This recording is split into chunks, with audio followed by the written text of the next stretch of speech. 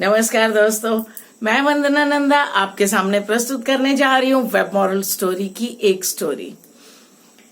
बहुत पुराने समय की बात है कि एक वृद्ध था 80 बरस का, लेकिन उसकी सेहत का चमत्कार क्या था कि वो 40 के ऊपर का नहीं दिखता।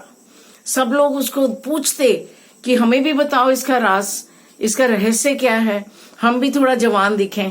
80 साल का एक्टिव, तंदुरुस्त, दुरुस्त इंसान जवानों से ज्यादा उछलता कूदता।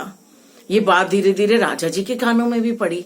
वो भी सोचे कि भाई हमें भी बताओ कि ऐसा क्या करते हो तुम कि इतने स्वस्थ रहते हो, हम भी वही कोशिश करें।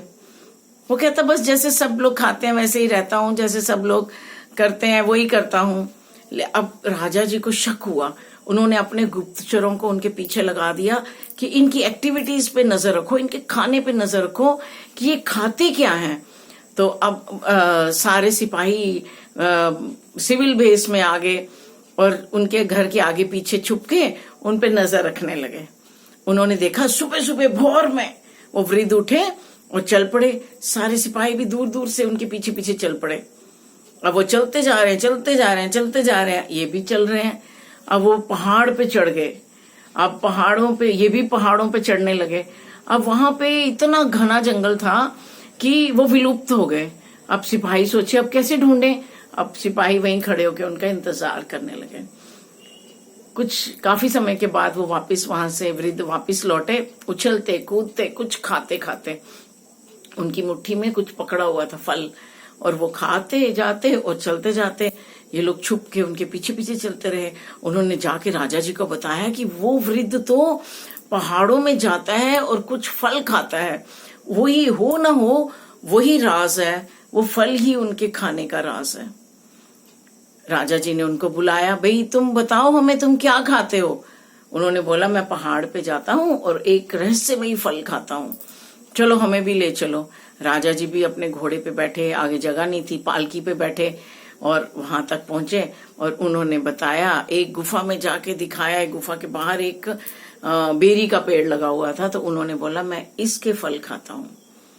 बोले हमें मूर्ख मत बनाओ, इसके तो हजारों लोग ऐसे बेर खाते हैं, लेकिन तुम्हारे जैसा सेहतमंद तो मैंने कोई नहीं देखा।